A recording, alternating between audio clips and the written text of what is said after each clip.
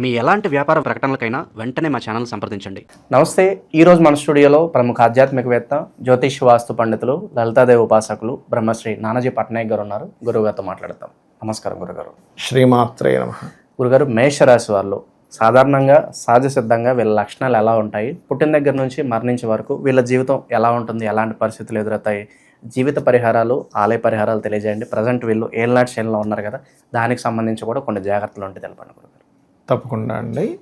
మేషం వారికి కనుక చూసుకుంటే, మేషం అగ్నితత్వ లగ్నం. ఇది ఈ లగ్నానికి అసలు ఏమిటి అనేది చూసుకుంటే కనుక వీళ్ళు ఎక్కడ ఇరుక్కుపోతారు, మనం ఎప్పుడు కూడా మన జన్మజాతకంలో చూసుకోవాల్సింది ఏంటంటే, నేను ఎక్కడికి వెళ్తే లాక్ అయిపోతాను, ఎక్కడికి వెళ్తే నా జీవితం అక్కడికి ఆగిపోయి నానా ఇబ్బంది పడతామనేది తెలుసుకోవాలి. పొరపాటును కూడా మేషం వారు అప్పుగా డబ్బు ఇవ్వద్దు అని చెప్తా. ఇప్పుడు నేను 6th లాట్ అండి, బుధుడు 3-6 అధిపతి. అంటే నీ కర్మ మొత్తం నువ్వు ఎప్పుడు ఎవడికి అప్పిచ్చి ఇరుక్కుంటావా అని చూస్తుంటావు, లేకపోతే ఎక్కడ ఎక్కువ అప్పులు చేసి ఇరుక్కుంటావా అని వెతుకుతూ ఉంటుంది. అది స్టార్ట్ చేయగానే ట్రక్ అని ట్రిగర్ అవుద్ది. అమ్మా ఏంట్రా ఇంత పని జరిగింది అనుకుంటా. అప్పటి వరకు బాగుంటుంది. చాలామంది మేషం వాళ్ళని చూశారు. మేష లగ్నం ముఖ్యంగా, రాశి కంటే కూడా లగ్నం చెప్తా చూడండి, సాఫీగా వెళ్తుందండి, చాలా బాగుందండి లైఫ్ అని అనుకుంటా ఒక అప్పు చేస్తాడు. లేకపోతే ఈయన ఇంకొక అప్పు ఇస్తాడు. మా ఫ్రెండ్ అండి బిజినెస్ పెట్టుకుంటున్నాడు, ఇచ్చాను.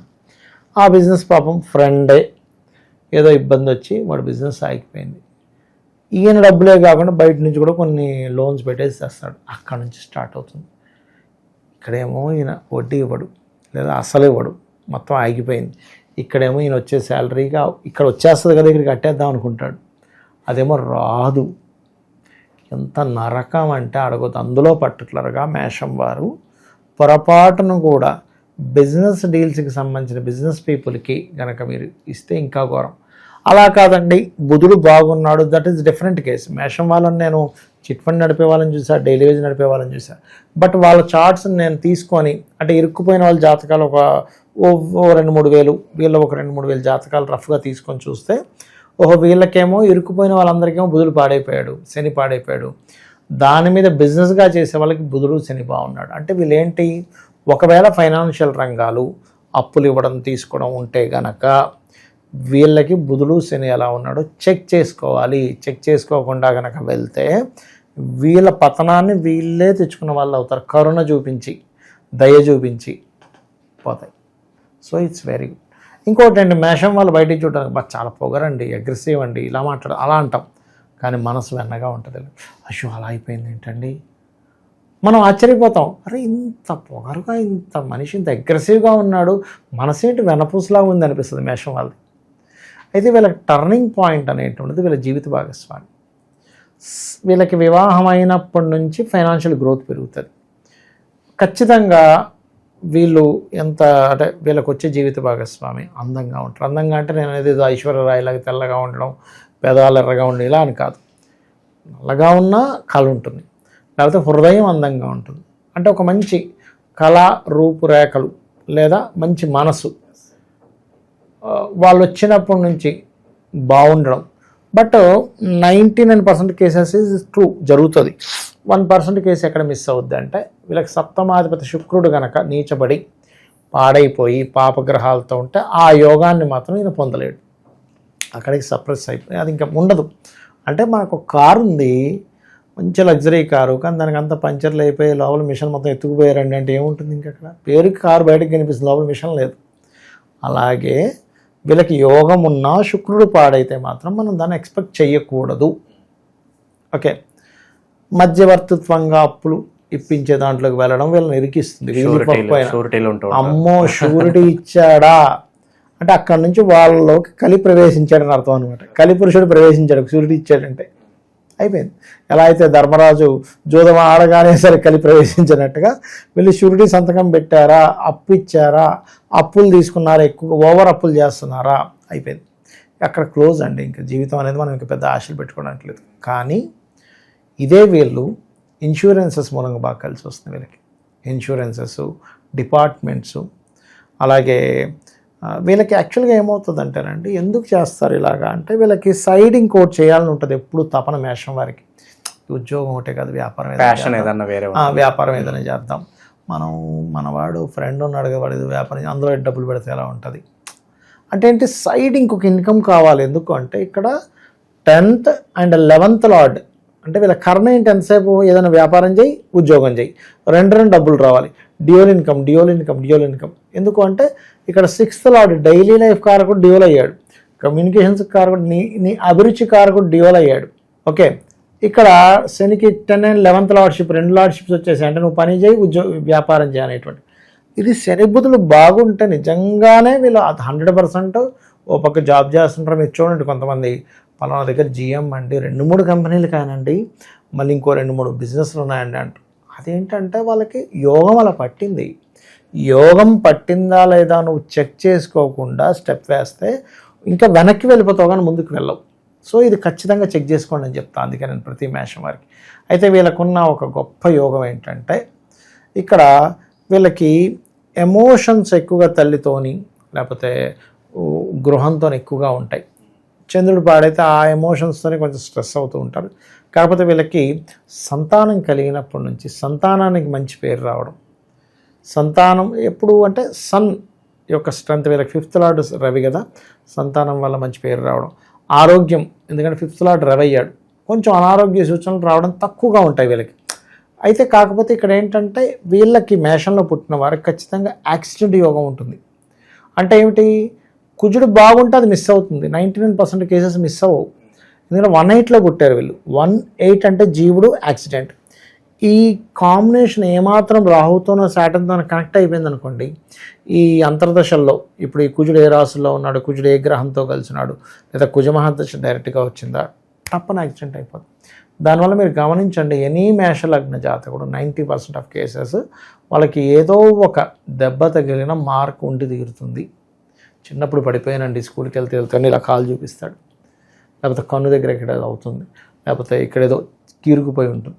అంటే ఒక మార్క్ కుజుడు పాడైతే ఖచ్చితంగా ఇస్తాడు. కుజుడు పాడవలేదు, ఏముండదు, స్ట్రాంగ్ ఉంటారు, మంచి జిమ్కి వెళ్తారు, స్ట్రాంగ్గా ఉంటారు, స్ట్రైట్ ఫార్వర్డ్గా మాట్లాడతారు. ఇంకోటి మీరు అబ్జర్వ్ చేయండి, ఎనీ మేషలగ్న ఇలా వంగినట్టుగా ఇలా ఉండరండి, ఇలా ఉంటారు, గంభీరంగా ఉంటారు. మేషం అంటే ఏంటంటే ఆ మార్స్ యొక్క ఎఫెక్ట్ ఎక్కువగా ఉంటుంది వాళ్ళకి. అది అయితే ఒక్కొక్కసారి ఏమవుతుందంటే మేషలగ్నానికి పొరపాటున రాహుతో కలిస్తే యాక్సిడెంట్స్ ఎలా ఉంటాయో వీళ్ళకి అగ్రెసివ్ కూడా అంతే ఉంటుంది.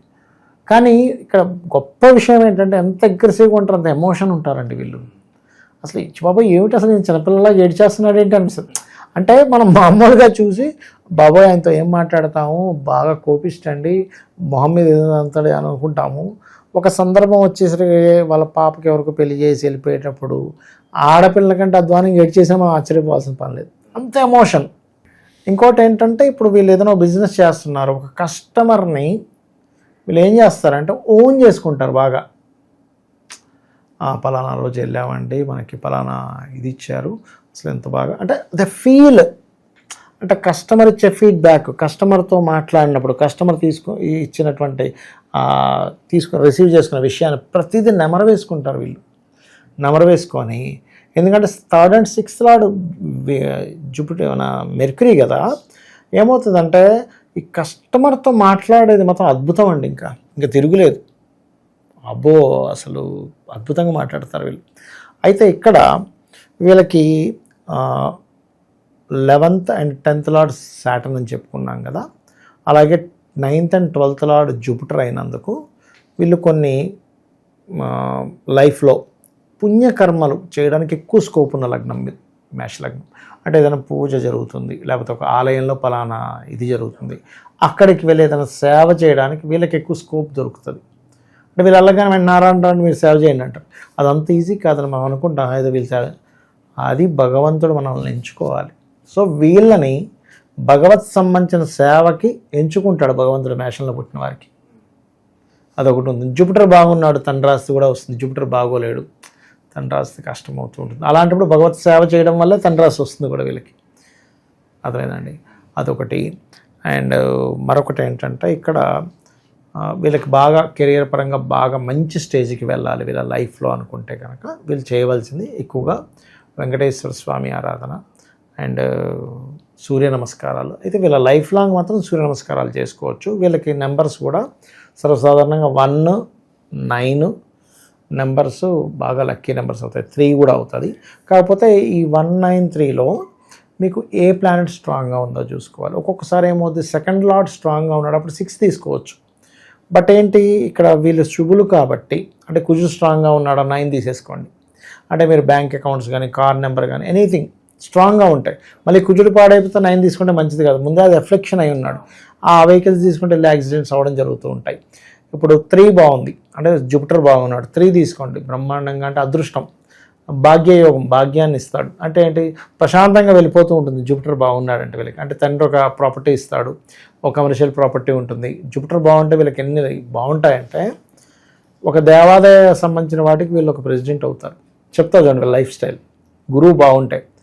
అలాగే తండ్రి ఒక మంచి బిజినెస్ మ్యాన్, ఆయన సంపాదించేసి ఆయన 4-5 ఇల్లు కట్టించేస్తాడు.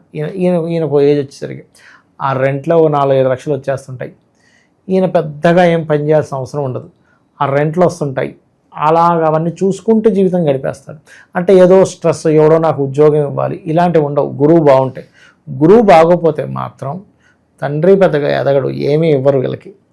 వీళ్ళు ఉన్న దాంట్లో ఏదో కట్టుకొని, ఇంకా మా నాన్న ఇచ్చుంటే ఇన్ని కష్టాలు పడేవాడిని కాదు, ఇలాంటివి ఉంటాయి. జూపిటర్ బాగుంటే మాత్రం ఈ బెనిఫిట్ ఉంటుంది. అండ్ అట్లాగే ఇంకోటి ఏంటంటే, వీళ్ళకి సూర్యుడు ప్రధానంగా మంచి యోగకారకుడు అని చెప్పుకున్నాం కాబట్టి, సన్ బాగున్నాడు, వీళ్ళు రత్నం చక్కగా వీళ్ళు కెంపు పెట్టుకోవచ్చు. జూపిటర్ బాగున్నాడు, కనకపుష్యరాగం పెట్టుకోవచ్చు.